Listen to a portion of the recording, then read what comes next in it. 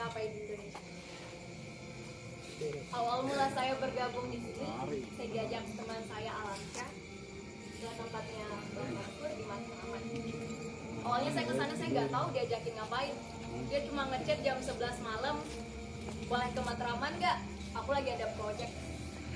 Dia nanya, kamu sibuk apa enggak? Dan waktu itu saya lagi libur terbang sampai tanggal 2 Agustus besok. Setelah itu saya ke sana, dijelasin sama Kak Agnes. Tapi waktu itu mata saya kemana-mana, soalnya saya ngeliat kardus-kardus, kok ini tahu. Ada salah satu produknya yang aku kenal, yaitu LVN Sling dan LVN Collagen yang sudah saya konsumsi di awal tahun sampai Juni. Saya per bulan menghabiskan 2.500.000 untuk beli produknya saja. Tapi saya tahu bisnisnya baru 4 hari yang lalu. Saya udah ngabisin hampir 15 juta buat beli produk. Sedangkan untuk join di sini cuma 1.500.000 ditambah registrasi 100. Dan saat itu tanpa mikir panjang, saya memutuskan untuk langsung bergabung di PTBS karena saya melihat peluang yang sangat besar. Saya rela meninggalkan pekerjaan saya yang sekarang sebagai pramugari dengan gaji 15 juta per bulan untuk fokus di bisnis ini.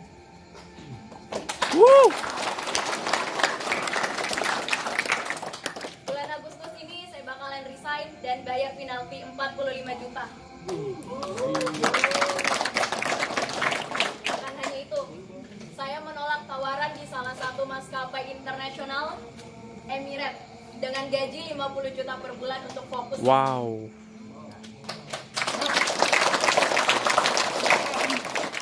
Oktober harusnya saya udah berangkat ke Jeddah. Saya pengen banget tinggal di Jeddah, makanya pengen gabung di Emirates. Tapi itu dulu, sekarang sudah berubah. 4 hari yang lalu berubah. Setelah saya tahu bisnis ini, karena apa? Peluangnya gede. Peluangnya gede. Peluangnya gede di sini. Untuk 15 juta itu, saya harus kerja 16 jam. Itu yang paling cepat. Kadang saya kerja sampai 22 jam. Dengan 4 sampai 7 landing per hari. Dengan resiko kerja yang sangat tinggi. Betul. Saya orangnya konsisten. Pengen jadi pramugari dari umur 5 tahun. Sampai SMA nggak pernah berubah. Lulus SMA tahun 2017 dan alhamdulillah dapat jalur undangan di salah satu universitas terbaik di Sulawesi Selatan, Universitas Hasanuddin, jurusan pendidikan dokter. Tapi saya tolak untuk jadi pramugari. Setelah itu saya ditawarin orang tua buat ngambil arsitektur untuk ngebantu papa, soalnya papa juga arsitektur. Tapi itu saya tolak. Bahkan ada 2 petinggi sekolah kedinasan, STAN dan IPDN datang ke rumah ngomong ke orang tua, anakmu mau nggak masuk STAN atau IPDN? Bayar 100 juta aja langsung masuk tanpa tes sama sekali. Tapi saya tolak.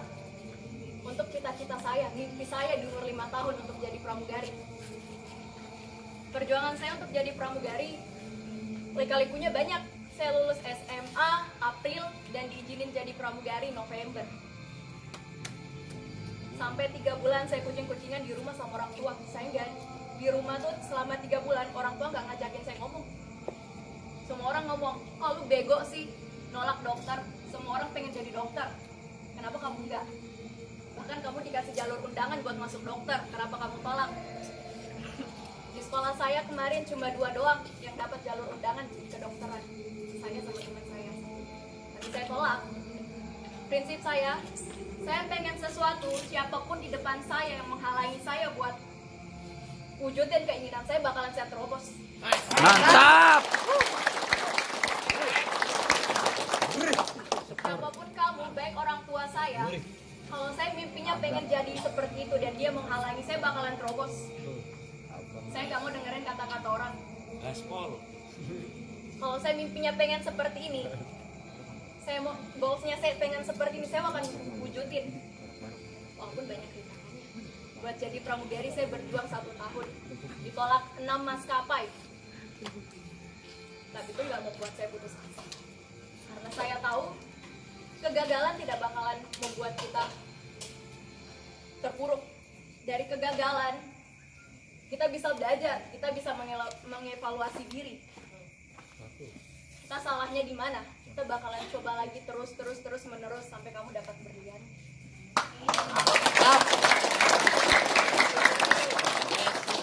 Dan sekarang saya sudah jadi pramugari kurang lebih 2 tahun. Dan insya Allah bulan ini saya bakalan resign. Saya nggak masalah bayar 45 juta. Mantap.